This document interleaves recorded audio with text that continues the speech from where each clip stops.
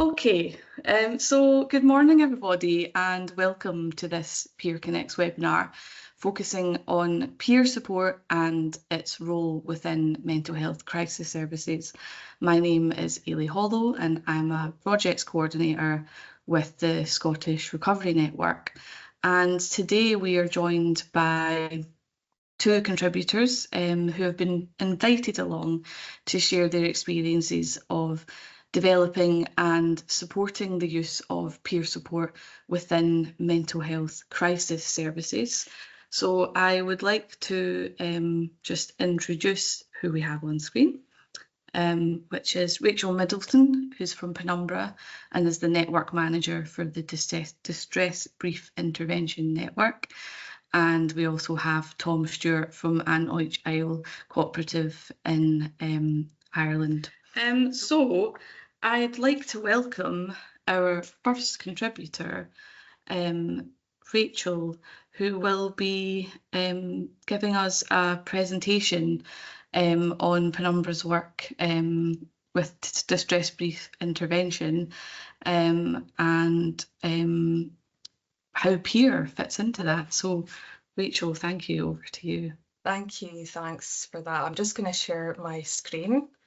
Yeah, perfect. Okay, well, hello everyone. Yes, I'm Rachel and I am the Distress Brief Intervention Network Manager with Penumbra Mental Health, and it's really fantastic to be here, and thank you to our Scottish Recovery Network colleagues for inviting me to share some of my experiences with you all. I'm going to share my experience of delivering distress brief intervention with peer at the heart of it. Brief is in my job title, but anyone who has met me before will be laughing at the irony of this. So I will do my very best to keep to time, I promise. But I've worked with Penumbra now for 15 years, and it's been an honour because in this time I have always delivered services providing peer support. But we are here to focus on distress brief intervention, or DBI for short. You'll be glad to know that I'm not going to be saying that full back every time. So yes, let me just move my slide. There we go. So what is distress brief intervention? So the DBI programme emerged through the Scottish Government committing to improve responses to people in distress. They established DBI, which is a new approach to support distress, and it started in 2017 in 4 pilot sites in Scotland. The pilot ran for 5 years, so it was a long-term pilot, and it involved an independent evaluation, and findings were extremely positive. And this has since led the Scottish Government supporting and health and social care partnerships across Scotland to have local DBI services, and we've achieved that goal. So DBI is now embedded across all health and social care partnership areas. We have also established in 2020 a national DBI service where people contact an NHS 24 mental health hub and the Scottish Ambulance Service national contact centres. They can also be provided with a DBI support opportunity as well. So since 2017, the programme has been building a large and far-reaching national and regional distress collaboration, putting people very much at the centre, providing early intervention, reducing duplication, and very much just improving outcomes, most importantly outcomes for people and their experience of access and support for their distress, as well as those providing the support for them.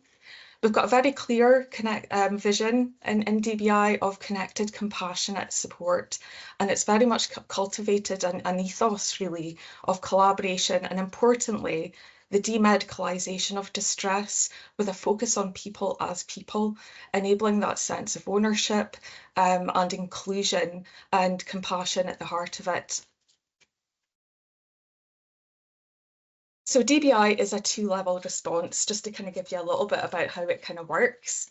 And it very much is, I'll do it in order, I won't mix it up. But DBI level 1 response is provided by frontline staff, and it's a very straightforward conversation that they will have with a person in distress or they suspect to be in distress. And this is grounded in empathy and underpinned by compassion. Following the conversation around this, frontline staff then have the opportunity to refer a person to receive a short-term period of support. It's around about 14 days, give or take, and that would be beginning the following day, so within 24 hours of them making that referral. Receiving a compassionate and caring frontline response with the offer of next day support really helps the person to manage that immediate distress that they're going through, and it helps them to engage with that ongoing further support. And that is provided with our level 2. So level 2 response really offers a person-centered support within that 24 hours of us receiving referrals for people.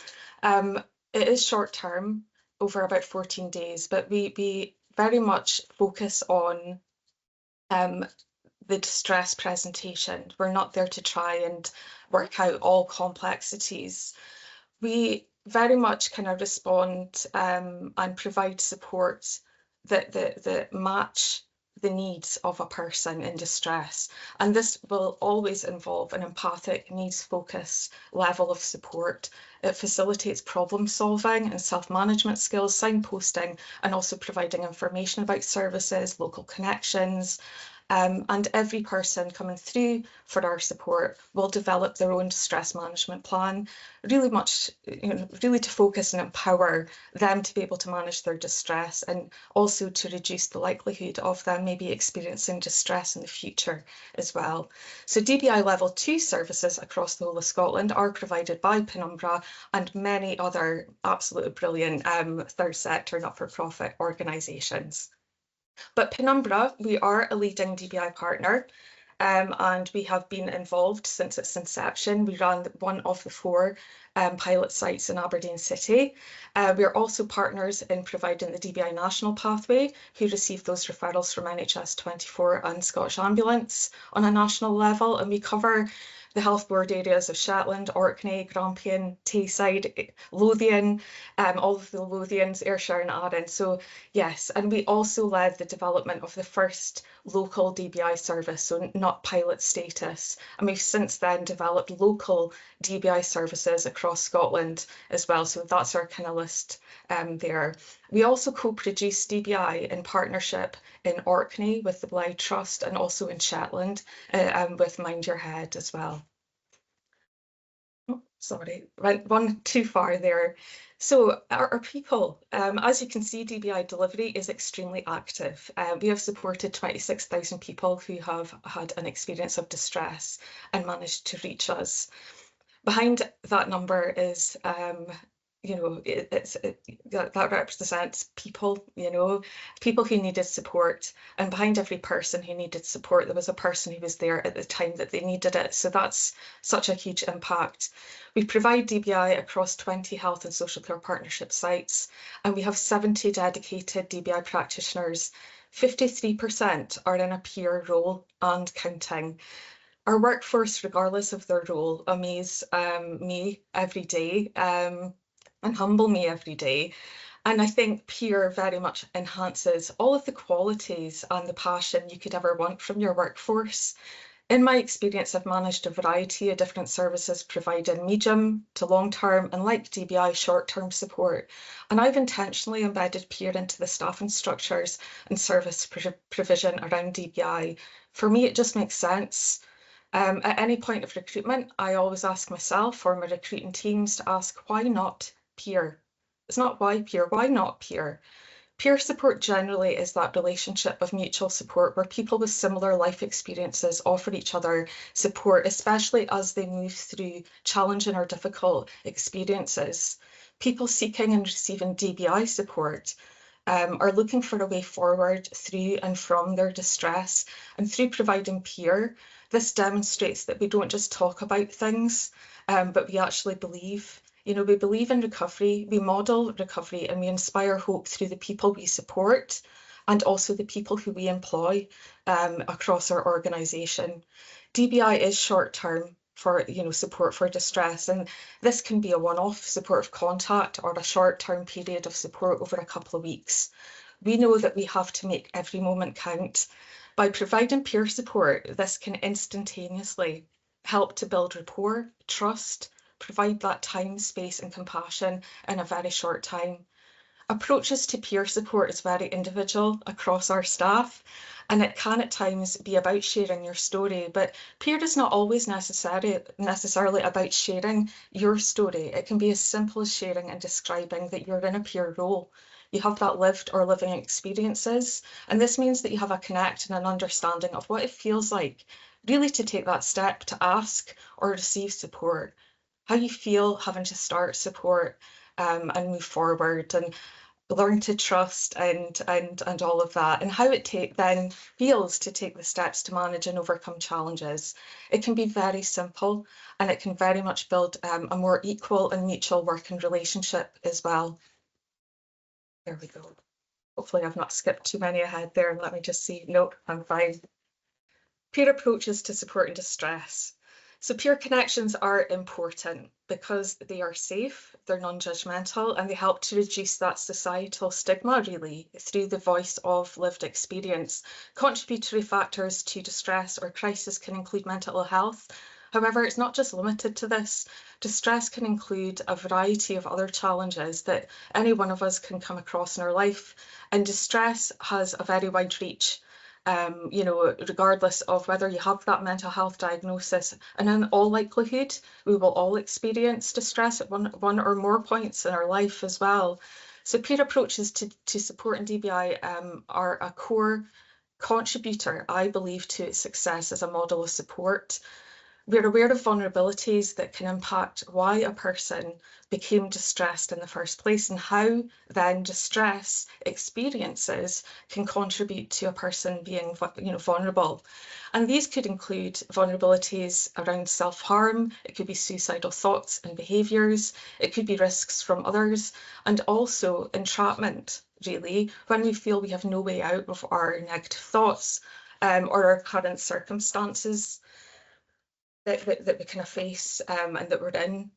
It can also include what we believe to be quite a high risk, and that is self-stigma, meaning a person maybe believes they cannot reach out for help and support, especially at the time that they need it, and that can really stop a person seeking help when they need it the most. Peer helps to reduce these vulnerabilities through inspiring hope, through being that living example.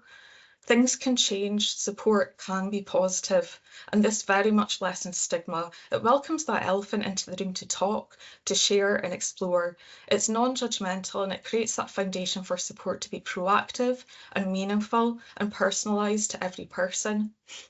With DBI having such that wide reach, there is no standard case type that we see coming through. We support mostly 16 and over, and the oldest person has been in their 90s. They're from all walks of life, a variety of different professions, ethnicities, backgrounds, you name it. And DBI by design is lessening stigma. There is no shame to ask for help or be attended to if you're experiencing distress.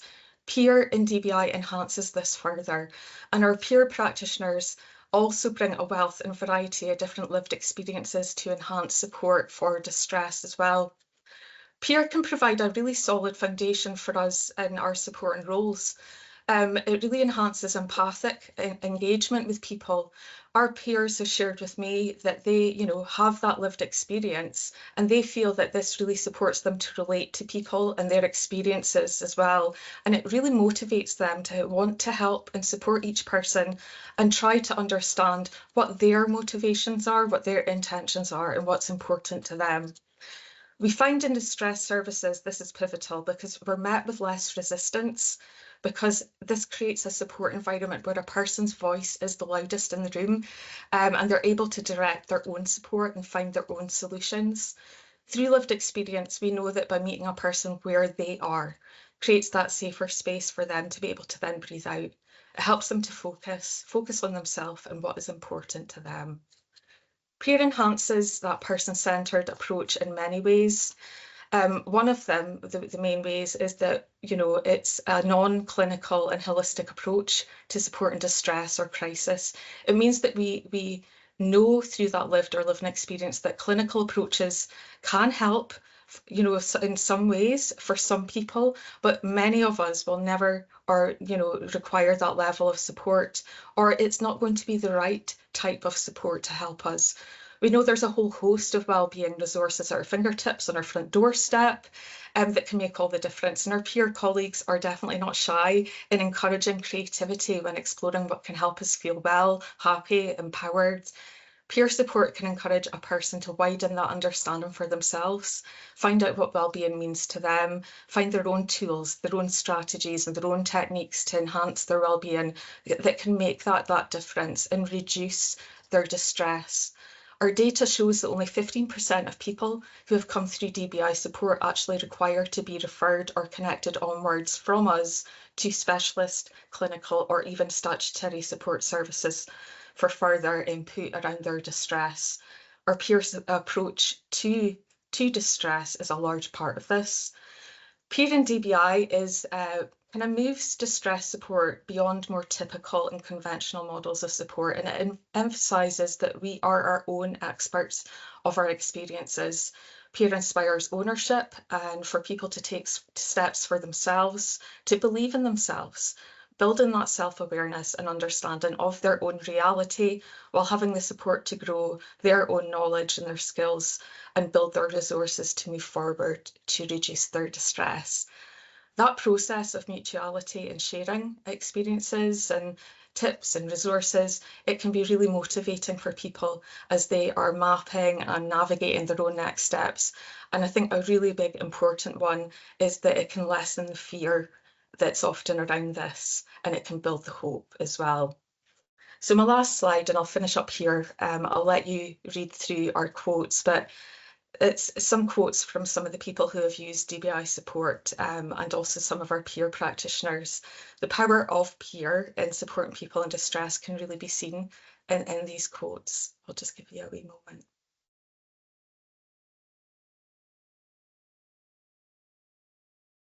I'm just going to say thank you for your time and for listening to me. And just one last thing before I go to take away is always remember to ask yourself, why not peer? Why not peer? But thank you very much, everyone. Okay. Great, thank you, Rachel. A great question to ask, why not peer? And if you also are watching and you have a question that is not why not peer, maybe it's something else, please pop it in the chat for later on when we will be doing our Q&A. But thanks again to Rachel for your presentation, and we'll hear from you later on. So next up, I'd like to welcome Thom Stewart to join me on screen. So Thom was a key partner in the establishment of Galway Recovery Café, which is Ireland's first peer-led out-of-hours crisis cafe. So hello, good morning, Thom. How are you? I'm okay, good morning. I apologise for any background noise. It's quite stormy in the west of Ireland at the moment, so you might hear some wind. Okay, some added sound effects. Excellent. So, tell me a little bit about the Galway Recovery Café. So what inspired the creation of it? I always find this one odd. I mean, I absolutely do appreciate being credited for a lot of the development and delivery of the cafe. But I almost sometimes think that misses the point of collaborative work, co-production, and a whole load of these areas. I don't want to say it's a web that has no weaver, but I always think it's better to understand that a lot of things which are worthwhile will have multiple authors. And while it can be attributed or credit goes places, I rarely think that tells the whole story. So I'd probably start by offering apologies for my colleague Maria McGoldrick, who had hoped to join us here today, who would be speaking on behalf of Community Healthcare West, which would be our equivalent to the NHS, if that makes sense. Who was project lead for much of this. But I do it three ways. I'll do a very brief bit on my own experience. But what I'd like to emphasize is that the project came out of growing together of at least sort of three stakeholder groups. One, the sort of like lived experience piece, which I happen to represent, if that makes sense. Another part, the more sort of progressive elements within sort of recovery-oriented statutory services in the west of Ireland. And then thirdly, closer to the sort of community and business interests. And I think that's that shared value piece, which these sort of approaches can achieve, which are exceptionally difficult to achieve with conventional means, if that makes sense. So in terms of my own, It's pretty simple. I'm 44. I've had 36 years approximately lived experience of suicidality. So it's past postgraduate at that point. You know what I mean? Yeah. But more specifically, I was involved in peer mental health charity at the time, and I had a number of friends who had issues. And there were two specific cases in which the best way I can put it is, no matter what I could do, I was unable to help. So that was quite traumatic. It wasn't quite moral injury, but it left a mark, and I knew that I couldn't do anything about it personally. So I did the best attempt at working through I could, which was to attempt to, rather than complain, to try and propose or see if anything could be done in the area. And I put a bit of my life towards doing that for a period. So I won't go into those flashbulb memories, and I won't talk about this as a recovery journey, but it did help me deal with the trauma. I often think that men especially, or a certain type of people, doing something about it is often more helpful than talking about it. I'm very big on that. So I had to do something about it or I'd go crazy, pardon the joke. So on the sort of community and business side, you would have had two community champions, one of whom was a guy called Kevin Nugent. He ran a local cafe, it's quite swish, it's called Mr. Waffle, which happened to be directly across from the emergency unit and was free out of hours. And there was another community champion called An Ait Eile Cooperative who had been doing healthcare consultancy work for the NHS and other people. So they were inspired by models like Aldershot. I was inspired mostly by peer approaches in the community, which we were already doing, but which were clearly at capacity, if that makes sense. And at the same time, there was also the more recovery oriented elements of the mental health service, who were essentially trying to reach out. A lot of it developed out of recovery colleges and the culture which came out of the recovery college movement, especially in the west of Ireland. So that meant there was more openness on that point. So at that point, I basically just walked back and forth, telling people, hey, guy over here would like to offer the out of hours time for his cafe. Would people like to consider that? And went around a little circle for a short while, if you get what I mean. So what I'm getting at there is you do sort of need a fertile context for these things to happen. And in this case, it was there. And I'm hoping I'm crediting most of the people who were involved. Would that make sense? Yeah, it does make sense. I think it really speaks to, you talked before about co-production and how it's a web of key players and people, but you're right about having that fertile ground where people need to be interested or open to it in order for things to come together. Did you find that, how did you find bringing together the mix of mental health services and local businesses and people who were seeking support? Oh yeah, no, that's literally what I think what I call the fun bit, if that makes sense. Yeah. Because I do think things like co-production, I think sometimes people look at them and they think it's sort of like a method or whatever, whereas I view it a different way. I think it's closer to an ethos, or a way I think about it is in terms of whatever you want to call public service or community and that sort of ethic, rather than that as being, public services for public servants. That, broadly people want to be able to help. People find it quite frustrating not to be able to help. And if you can have those sort of like more open processes, rather than something which is closer to a consultative or that sort of managerial model, I think it's actually relatively easy to bring those pieces together, as long as, and I think this is the clincher, you're able to offer a relatively neutral open space, which is, no better word than kind and forgiving, because everyone has baggage, if that makes sense. And nearly everyone is sort of wired based on their past experiences, and whether they're in organizations, whether they're in the community or otherwise, a lot of times, whether it's fair or not, it's very hard not to bring those experiences with us. I'm a big believer that much as individuals have trauma, organizations also have trauma. In Irish context, there's a whole history to this, which may not apply in the UK, but we certainly have that. So this is one of the ways in which what we did was slightly different. and I might try and come back to it in the advice segment as well, which is relatively uniquely in Ireland. We have a statutory service that was designed from the ground up by peers with a relative blank slate, de novo ab initio, and that doesn't happen that much. What tends to happen is well-meaning people in organizations have a rough idea of the direction they want to go, and then they check in with people as to that. And that's great, and I'm not against it. However, that's not what we had. So at this point, we had the asset of, we had a well-meaning cafe owner who was more than willing to, before the project existed or even had much political traction, if you get me, was willing to let us use the space. So we moved the health services mental health forum to the cafe. Yeah, and there's a point here about environment. This is so Kevin will give out to me. It's not that it's an upscale cafe. That makes sense. It's a non-institutional environment, and in daytime, it's just doing absolutely normal selling sandwiches.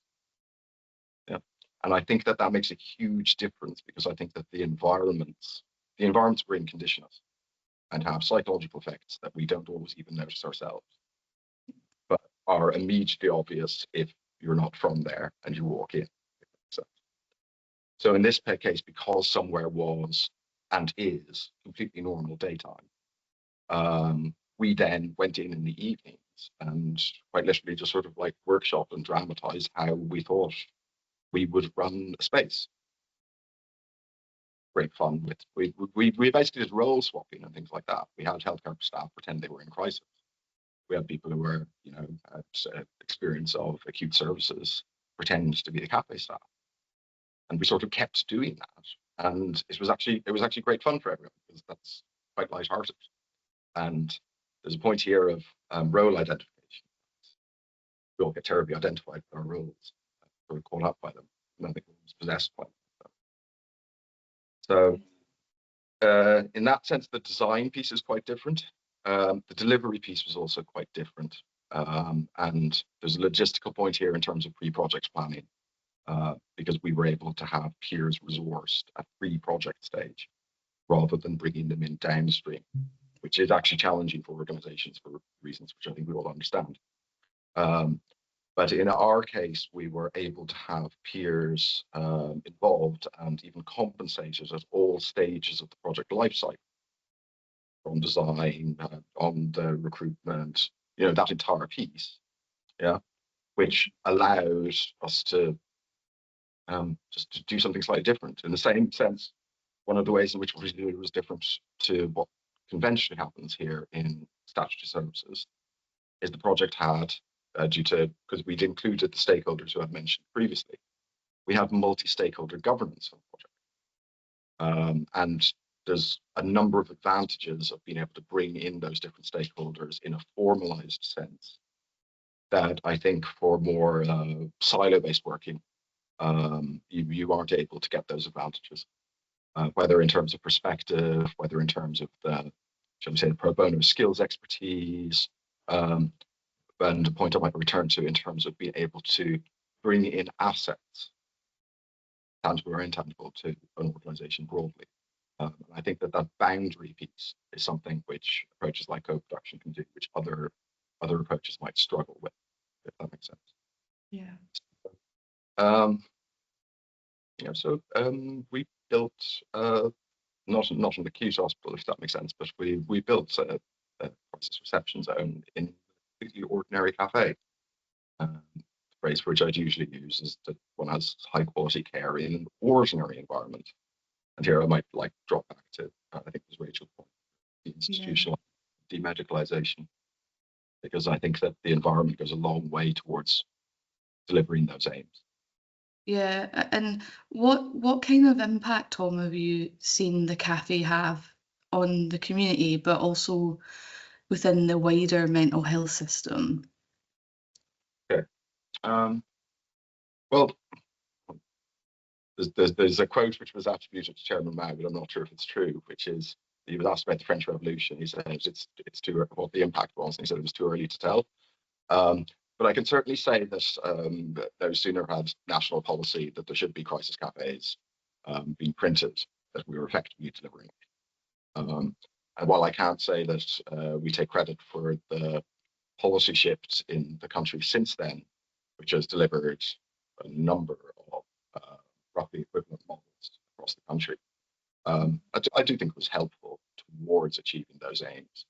So, that's a piece of impact there. In terms of the direct impact, the recent peer-reviewed study, which if I haven't provided, I can provide. Yeah, we can share that. We can share that with folks. Yeah. So I'm always a bit nervous about talking about these things because I sometimes think that, especially abroad, because I sometimes think a lot of people will be like, "Oh, we did all this 20 years ago," if that makes sense. So, but I'm not sure if we did. The piece of impact which I'm most curious about is actually in terms of the integration of lived experience piece. I'm probably not going to talk for the Institution for Community Health Care West here today. I'll be talking closer to from my own perspective. But I'm a bit of a champion in terms of the lived experience piece because, and I apologize very much if this sounds uncharitable, but I sometimes think that it's actually misthought as to what its purpose is. And I think that this misthinking means it is understood as a nice to have rather than a need to have. And I earnestly ask that colleagues on the other side of the aisle try to address this piece, which specifically is on the, I think there's two broad roles for bringing in lived experience. One is around equity and representation, and that's absolutely great. The bit I'm much more interested in is the piece around efficiency and system functionality. Well, we talked a little bit about impact, and I guess what you're saying is, well, how do we measure the impact? You said it's too early to sort of know the impact. You can see that there's some influence growing. I'll do a very short tangent there, which is in terms of impact and measurement. Yeah. Because I've gotten a few conversations about this because I think organizations have their own internal logics, and there's KPIs out the years and whatever else. But in terms of if we're saying measuring success, you have a couple of problems. One is what I think is called Goodhart's law. You can have a number and it can be a good metric, or it can be a target. But once it's both a target and a metric, it ceases to be a good metric or it ceases to be a good target. And this is a hard problem in terms of organizations. Yeah. Also, you may have a much better situation in the UK, but in Ireland, in terms of outcomes metrics, I think it's actually quite a thorny area because I don't see in our supply chain that there is a lot of SLA-based, outputs-based metrics, and there are a whole load of KPIs and all the rest of it. But my slightly uncomfortable joke on this is there seems to be a whole load that we're in a car or a bus. There seems to be a whole load of dials which show how fast we're going and how much petrol we're using. But there doesn't seem to be a very clear idea of where we're going and how much closer we are to getting there that is shared across groups. Yeah. So if I push the point slightly, and this goes into co-production and commissioning, unless outcomes metrics are co-produced de novo, users and professionals, how can we properly think that they represent reality? You have a much better situation than we do here. But I've brought this up at various levels here, and I'm not particularly satisfied with where we are as a country. Yeah, I think in when we talk about impact as well, I guess I was curious to know just the tangible difference you see when you're within the cafe, when it's happening around you, the impact that has. But yeah, I appreciate what you're saying on that there, Tom, about how we report on that. And you talked a little bit about this before, about the sort of conditions and the things that we need when we're bringing people together, you know, the elements of co-production and what it takes to collaborate on something like this, which is quite different. You know, the model that you have here is the way that you've worked together isn't that common within the mental health sector. What advice would you give to people who are looking to do something similar within their own communities? Okay, these are, I'll do the organisation side, then I might try and come back to the community side. Sure. So I'd actually ask sort of an awkward question or two at the start, because I think people sort of jump into things knowing it's a good idea and move from there. And sometimes I think there's a potential for failure in that approach. So on the nice to have versus need to have piece, yeah, starting a project or a broader piece of work, I think it would be helpful if people ask themselves the question, why can't this work without co-production? Why can't this work without peers? Yeah. And if you can't answer that question, then again, this is just very useful, even in terms of explaining to other people why it's necessary. Yeah. So users especially often see gaping flaws which might not be as visible from 10,000 feet view, because they're the ones hitting the door. That makes sense. Yeah. So in terms of efficiencies, in terms of service touch points, in terms of all of these things. There's also often a very large problem, which is what I think in the corporate world is called dog fooding, which is if people don't use the services that they run, then there's a disconnect. So this happens quite frequently. I see it happen a lot in NGOs. I see it happen to a certain extent in statutory services, because you will never have the perspective, and your brain physiologically will not be able to understand the perspective, because you do not, quote unquote, eat the dog food that your factory makes. You could use the sort of restaurant analogy or something better. It's just, I know it's called dog food, if that makes sense. So that's one of the pieces which I think structurally has caused a need for lived experience to be reintroduced into organizations, because that disjunct increases in size. And this then actually becomes, this becomes a management information systems problem, because you know the hands can't feel what the objects they're touching, and this, yeah, I've seen quite a bit of this. Another part is, and this is sort of, we all have our egos and whatever else, which is, I think it's much more useful to, no one will like this, but rather than just straight, how can we improve, asking where are we failing. And this is a bit like any complaint is one of the most interesting pieces of information you ever get, because it's highlighting very clearly points of failure, and every complaint has a ratio for how many other people didn't quite get around to complaining. And I say in Ireland because Irish people like to complain in private, but will never complain in public, if that makes sense. So in taking it back to the more community side, if I was coming at it from a community activist side, going from that complaint piece, and this is just something we have hugely here. So if you're on the community activist side, I think it's much closer to the one needs to come bearing gifts. One needs to have mobilized resources and move towards and saying, we want to do something, and this is how much we can bring to bear. As opposed to trying to approach, which I think is sort of acculturated into people, a sort of needs-based approach where we go, oh, there's a huge gap here and it's dreadful and we need resources and out. Because I think that A, people are very used to hearing that. B, it puts a brain into a scarcity mindset. And C, it's actually quite demoralizing for the person.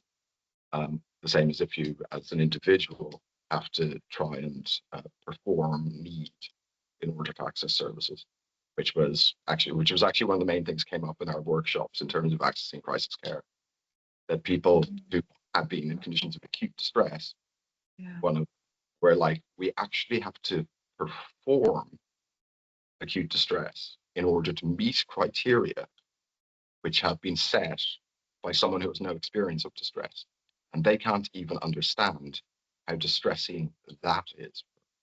Mm-hmm. Mm-hmm. Yeah, no, that makes sense, Tom. So it's about, I guess, yeah, for communities having their strengths and bringing strengths and coming forward with that instead of a needs. What do you need? It's what do you have? What can you bring? And you build on that. Yeah. Thank you. That's a really, really interesting conversation, Tom, and I'm sure we had plenty of questions coming in throughout that. Thank you. Next, I would like to welcome all of our contributors back onto the screen, and to also welcome Holly from the Scottish Recovery Network team, who will be leading on this Q&A section. So Holly, you've been working to gather some questions for this part. So do you have one to kick us off? I've got a few questions. I've been looking through the chat. We've got lots of real gratitude for our contributors, and I think people have found that the presentation Rachel did and the conversation you've had with Tom really inspiring. And I think what's been really interesting is seeing the different examples that you've brought. So the example of DBI and really, Tom, that focus on how the service is being developed within Galway and that process, and really and some of the key questions which I thought were brilliant was, why not peer and why not co-production? And so I think that really stood out. So I've got a couple of questions. I think the first one would be more for Rachel. And that would be, and Tom, please do pick up as well. But the first one was around, what are some of your thoughts and experience around supporting peers working within crisis services? And kind of what does that look like? Yeah, I mean, I get asked this quite a lot, I think, whether it's a crisis service, non-crisis service. I don't think it's any different than how we support any one of us in a supporting role. We've got people who we employ because they've got the skills and the strength and experiences that we're looking for, that we know that can really benefit who will access the support. And then they're employed and we've got a duty to support them, their development, their training, their well-being, and all of that. So I think it's just about us having a very individual approach to each staff member that we have, regardless of whether they're in a peer role or not, and support them to kind of be self-aware of their well-being at work, how work is impacting. We've got lots of well-being tools. We use a workplace wellness action plan, RAP, and things like that. There's lots of different tools that kind of really can support people to feel good and well at work. I mean, I think in crisis and distress, it's fast-paced. It's fast-paced work. It's back-to-back. You're there, you're sitting with people, you're alongside people who are sharing their experiences and what have you, and we understand vicarious trauma and all of that. So they're fully trained in understanding that and how to recognise if they are feeling impacted in any way, to reach out. We debrief, and there's a lot of reflective practice that takes place, whether that's one-to-one or whether that is in a group.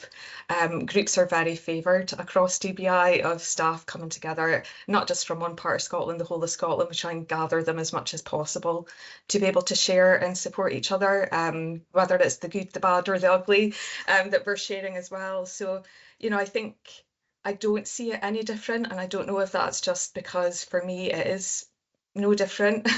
I've always kind of worked with peer, and it is no different in my experience of working in any with any other role, to be honest with you. I don't know if that answers the question. No, it does, and I think you've really picked up some like tangible things around the peer network, for those working within the service, things like reflective practice and debriefs and stuff like that. So thank you, Rachel.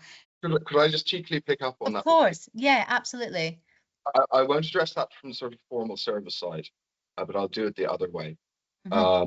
Which is there was a report recently in Ireland which went across sort of like peer integration services, and it was very long, it's about 60 pages or something. But towards the very end, they noted that if the culture of staff in mental health was more open rather than, shall we say, pathologizing or medicalizing, there might not even be a need for peers. So I'll do it now as a joke. If I was a physical doctor and I said to you, I've never had a physical problem in my life, you'd go, something's a bit odd with this guy, if that makes sense. But it's quite routine for people who work in mental health. And in fact, it's actually quite threatening for them to do the opposite, to disclose. So, I mean, one of the moments which sort of, quote unquote, changed or redirected my life, me and Matt who worked for mental health services, and quite open with walking. So I actually have dual citizenship on this issue. I can't remember his exact words, which were quite humorous after that, but he quite openly referred to the fact that he had seen things from both perspectives. And this is something which I find is terribly interesting, because it's a bit like coming out or all sorts of things like that, if you get what I mean, which is peers can often tell in organizations whether someone is a peer, even if they're not labeled as a peer, even if they do not disclose. So I would say, especially in mental health services, the most helpful thing which can be done in order to improve mental health services, I can't speak to the level of staff training and whatever else into that piece, I'm not going to go into that, but the most helpful thing that any individual in a mental health service can do is disclose to other people. I would actually just do it personally, about their own mental health journey. Because I firmly believe there's two kinds of people in the world. There's people who are willing to talk about and admit to their issues of emotional distress. And there's people who are unable to admit to those issues. I think, Tom, that's is a very interesting and insightful point, and I think we could have a whole webinar on culture. So we'll move on to the next question, but I really appreciate your insight there, and thank you, Rachel. This is a very specific question, actually, Tom, that's come through the chat around whether the roles within the cafe, the community cafe, are paid or volunteer. I'll address that. The model on which we initially set up, because we had deep concerns, because there had been a number of cases where we already had a volunteer peer support organisation in the community, and we'd already, quote unquote, come to the limit of what we felt we could do with volunteer peer labour. And in another sense, some of us even have resistance to that, because it's never ending, if that makes sense. And it's quite different to, the risk of burning out volunteers is very high. I've been involved in a number of volunteer organisations, staff level, volunteer level, or otherwise. The pressure can be quite high. So those of us who were initially trying to bring the thing together, one of our red lines was that they would be paid. So it's initially rolled out as, sort of like half-time, part-time paid. The model which has evolved since then, which I've no objection to, is a mix between the two. So that the national model is closer to that, if that makes sense. And again, I have no issue with that. What I think is important is that there's clear progression, rather than the situation where someone might be, quote unquote, expected to volunteer. Because I think once expected to volunteer, an organisation has crossed a moral line. Yeah, I hear you. Thank you, Tom. Yeah, I think that's clear. And actually, we do have, and I think Tom had mentioned this, was it an evaluation, a sort of an initial evaluation of the service, and we'll share that after. And actually, I think there's a brilliant quote that sits at the front of that document, Tom, which I think might be your own quote. And we've used it. It really captures the stuff you're talking around, the real kind of foundations of co-production. And this is a question for both of you. I'm conscious of the time, and it'd be great to hear from you both around this. So building on kind of what you've spoken around strengths, Tom, and Rachel, the why not peer, how can we make the case for peer bolder? I think we're quite humble in the voluntary third sector and all that. I think we are also caught up in loops of commissioning and funding and all of that. And I think making sure that there's importance of having time to be out and shouting about things needs to happen more. I think there was talk about impact as well. And again, measuring of impact and not just outputs and numbers and things like that, definitely needs to be enhanced and supported as well. And, you know, again, I think when we look at peer and where that sits, you know, in the delivery of support in communities and all of that, it's generally, again, there's a lot of firefighting and maybe not enough resource and time in that. So I think it is about organisations pulling together, maybe more collaborative approaches to being able to kind of, you know, spread not just the awareness, but the importance of what we know peer can help people achieve in all areas. So yes, I think yeah, that's just a general answer. Sorry. No, it hits the mark, Rachel. No, and I think you've made a really good point around just really celebrating and being able to understand and articulate the impact of the peer relationship and why it's different and how it's powerful. Yeah, so thank you for sharing that. Thom, what do you think? How can we make a case for peer bolder? Yeah, no, I think it's partially said, but one, I think if co-production is not there in commissioning and decommissioning, then tinkering at the edges.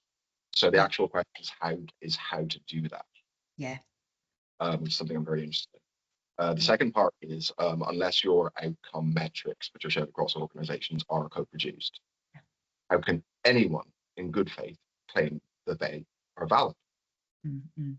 I don't think you actually can. And this is something which is this is absolutely understandable to an absolutely everyday person, and yet most of our systems and processes don't seem to have incorporated this insight. I think there's in terms of decommissioning, especially. I think we were able to marshal sufficient people through sort of like citizen senates, participant budgeting, or otherwise. You could, and this is the part I find interesting about it, you could get incredibly robust data on how efficient services were at a fraction of the cost of hiring consultants to do assessments or whatever else. You get something close to a census random assessment. You'd go, this is your catchment area. You have £100. You are now going to distribute your £100 as if you are a commissioner across the services in your area according to how good you think they are. Yeah, you could run that for very little money. You would come out with hard data on service delivery that was disintermediated from consultants, that didn't have conflict of interest, all of that piece.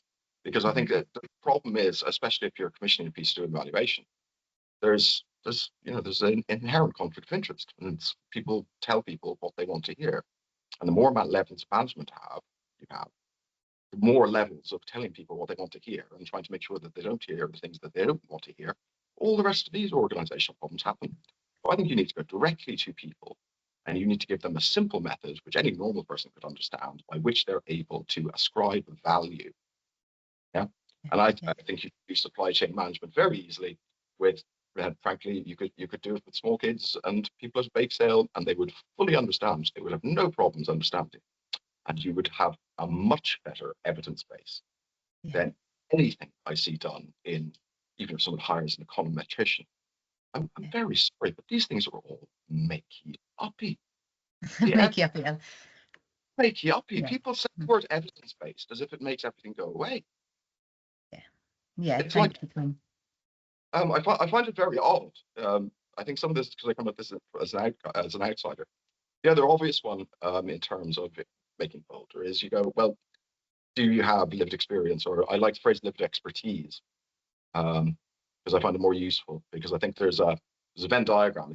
There's people who have experience, but in order to actually be able to do things and function as a lived expert, if you get me, there's a whole load of domain-specific knowledge and tacit knowledge and whatever else that you need.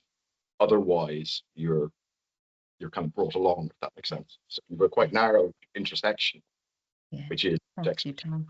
Yeah, Thom, I'm going to have to pause us. I'm so sorry. We could go on and on. We've got 2 minutes to go, but I really appreciate you sharing, Thom, and I think you've really recentered us in actually like a really fundamental approach and way of thinking, and really brought in the conversation about commissioning, decommissioning. And so I really appreciate that. So I'm going to pass back to Ailey. Appreciate your input both. And yeah, thank you. Ailey, over to you. Yeah, thanks, Holly.